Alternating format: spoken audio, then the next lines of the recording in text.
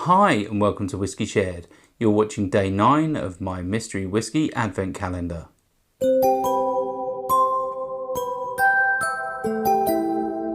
I'm Toby and you're watching Whiskey Shared. Welcome to day 9 of my mystery whiskey advent calendar.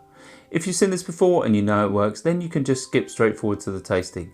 Otherwise, the way this works is I have over 150 samples in my sample collection and my wife has picked 24 at random. She'll pour one a day into a blue Glencairn glass and I'll nose it, I'll taste it, I'll tell you if I like it, and I'll have a stab at what I think it is. Should we find out what I'm drinking? On to the whiskey. If you'd like to play along with me and find out what's in my glass when I do, then just keep watching. Otherwise, take a look in the description now for a sneak peek. Let's start with the nose. Okay, so this seems really intensely fruity. There's definitely some sort of fortified wine there. Slightly tannic and a little bit sulphury. Maybe some malted barley in there as well. Doesn't seem overly high ABV. But it does seem quite intensely fruity. There's a slight funk to it. I think that could be the sort of sulphur. But yeah, that intense fruit is definitely what is dominating on the nose. There's a slightly earthy note as well, and also a slightly herbal. Yeah. Let's move on to the palate.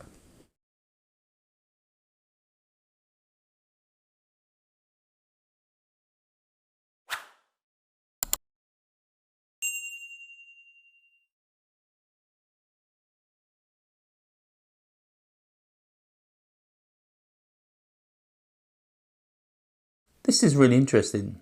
It's not overly high ABV, I don't think. Maybe 46 to 48% ABV. But it is very intense on the palate, just as it was on the nose. It's got a very thick mouthfeel.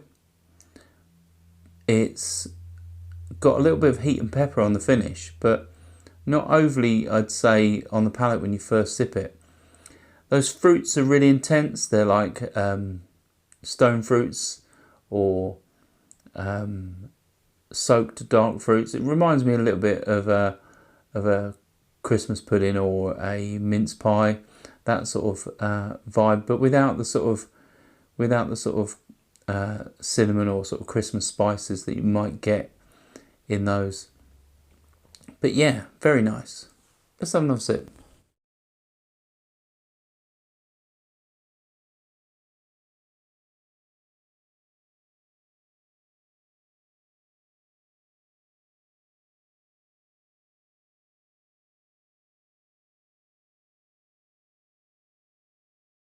Yeah, the intensity of whatever this has been matured in is quite impressive. It's, I'm pretty certain, a sherry matured dram. I think it's probably got a reasonable amount of age, but I can taste quite sort of light orchard fruits like apples and pears in the background, which is really nice. So there's obviously that distillery sort of character coming through, which it hasn't been completely dissolved by the wine maturation. Really is nice. Heat's building a little bit on the finish with the second sip, but yeah, it's not overly drying on the palate, which is quite nice. A lot of sherry matured whiskies tend to be quite drying and tannic for me on the finish, and this isn't, which is really pleasant. Let's have one final sip.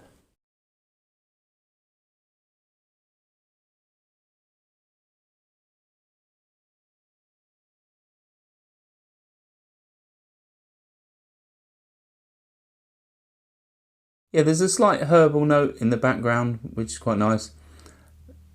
A slightest hint of sulphur as well. But this is really pleasant. I think it's reasonably well rounded, but yet it is still what I consider a sherry bomb. It really is quite impactful.